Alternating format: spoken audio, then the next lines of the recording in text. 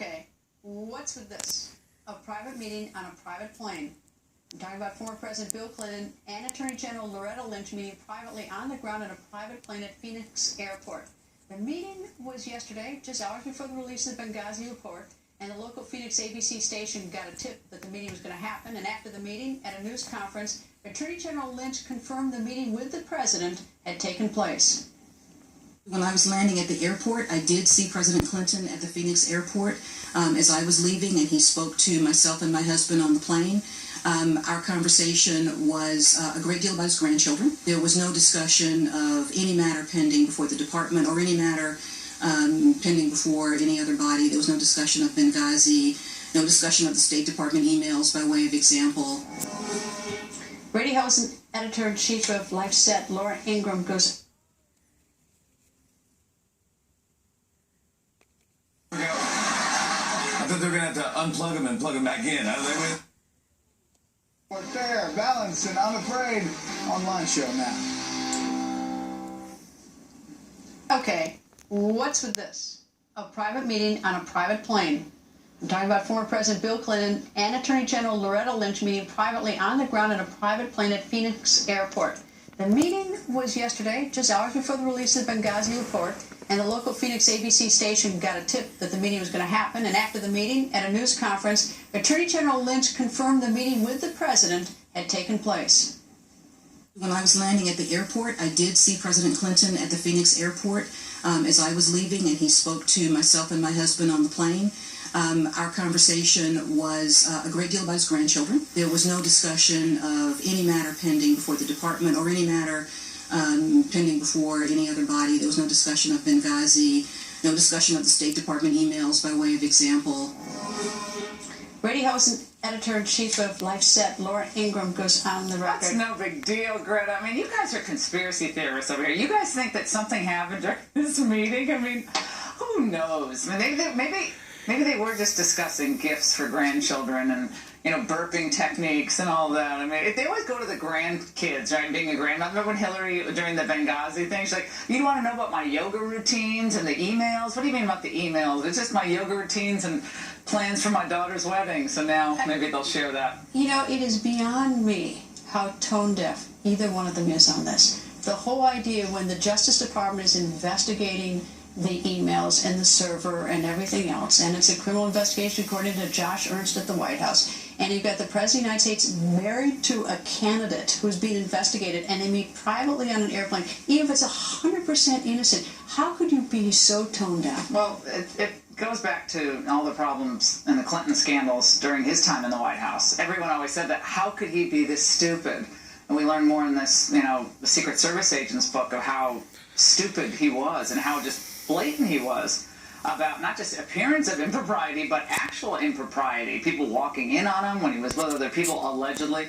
So this is just par for the course. I don't know why any of us are surprised. There is a brazen effort to undermine, U.S. law, and at the very least, the appearance of impropriety and ethical considerations, which you and I know as lawyers, people take very seriously. Well, we've got the head of the investigation and the spouse of the person who she's being investigated. I don't know if she's the target, but that's what we have, meeting on a private plane for 30 minutes. Yeah, the appearance of a conflict can be just as damaging and poisonous to a case at times as a conflict itself, an actual conflict. That's why you avoid situations like this. The last thing they need is any further undermining of the objectivity of this investigation, which of course Hillary called a security review, until she was corrected by the FBI director. So like, well, I don't know what they're talking about, security reviews. This is an actual investigation.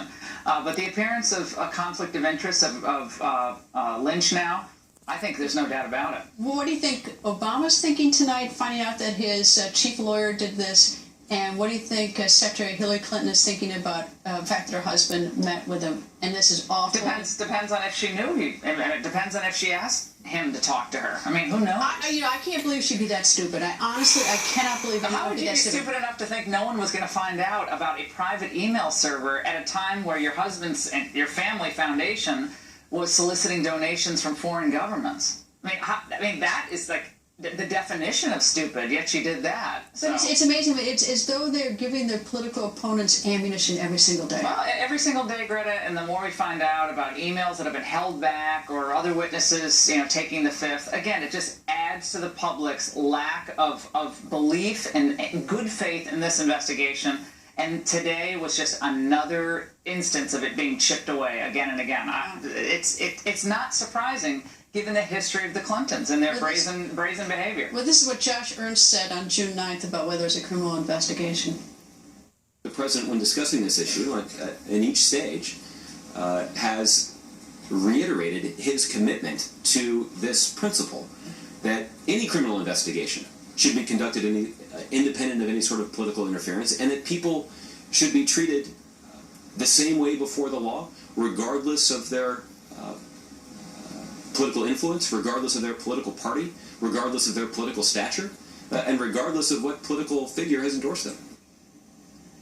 Think of the power of the former president of the United States in a private meeting, just with anybody.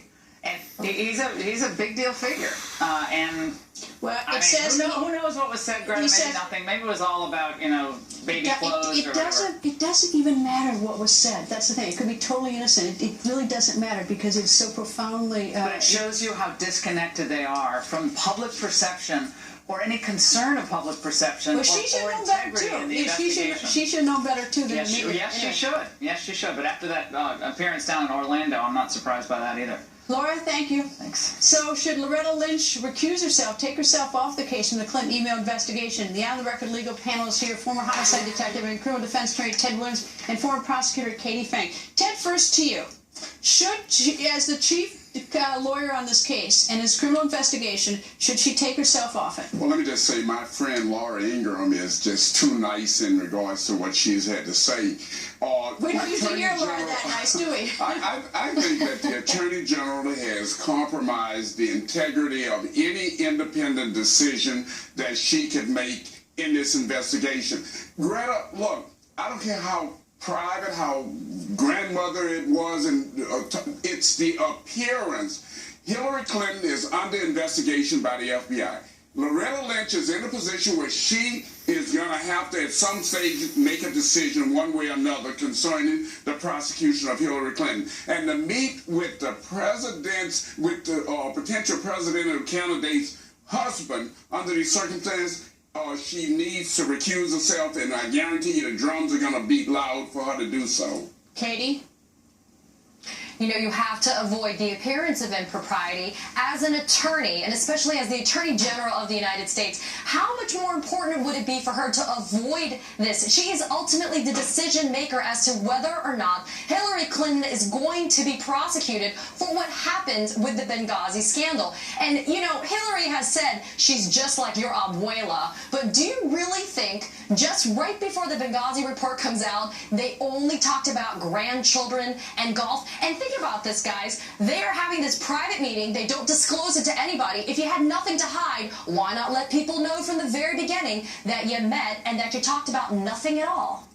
What I don't understand is that this one, to me, isn't even close. It's not one of those gray areas because, there's nothing, the thing that's so, branded in all of us, the appearance of impropriety, to have the person who's going to make the decision whether or not this goes to a grand jury, goes a step farther or not, have that person meet with the spouse of the person who's under investigation in a plane president, no less. Even if they do talk about grandchildren. This one isn't even close. What in the world was that woman thinking? I for life of me, what's that Attorney General thing? I blame her. When I got the call this afternoon from Corey Howard, one of your producers, the first thing I said was, this is stupid. This is stuck on stupid. You're the Attorney General for the United States. You know better. If William Jefferson Clinton wanted to meet with you... she doesn't know better. That's even scarier. She knows better. This is not a dumb woman. She's a smart woman. She knew that she shouldn't have met with him. She tries to walk it back by saying, well, we just met and we talked about family matters. It's the appearance. It's the appearance, and this is what's going to hurt this whole thing. She needs to recuse herself. And actually, the thing is, Kate, is we're giving them the benefit of the doubt that it was, that it was an innocent discussion. I mean, we haven't even gotten to the fact that, some people, a lot of people are less suspicious that this wasn't just an appearance of impropriety type issue, that there was something, something going down on this. But, but we're giving them the benefit of the doubt, and we're all scandalized by this. Well, I'm kind of stuck on the fact that Ted just said that she was in bed with Bill Clinton. Okay, so putting that aside, you're right. You can't even give it the benefit of the doubt. Maybe Loretta Lynch, actually, I take back the maybe. She's got to remove herself from this. Let somebody else decide. Why allow any question into the integrity of the ultimate investigation's results? You should never do that, especially when it's at this high level. It's a bad idea. It's not a close question for me. She should get off this case. Is it a close question for you, sure. Katie? Not at all. Get off the case. It's clearly not a close question for me. She has to get off the case because, trust me, you're going to hear the drums beating and you're going to see Donald Trump with something on this right away. I mean, and the I'm surprised we haven't heard it already. The emails, but I don't know one lawyer I can think of. I don't care, Democrat, Republican, who would not be scandalized by this. I talked to a federal judge this afternoon and he was beside himself. He said no. Matter of fact, I talked to 2 federal judges, and they both were beside themselves and said, no, the Attorney General did not do this. See, I think that's what the viewers have to understand. It's like even if nothing happened at all, that no discussion about emails at Benghazi, this was so profoundly against the Code of Professional Responsibility, creating the appearance of impropriety. It smells and it stinks. It's simple as that. Ted, Katie, thank you both.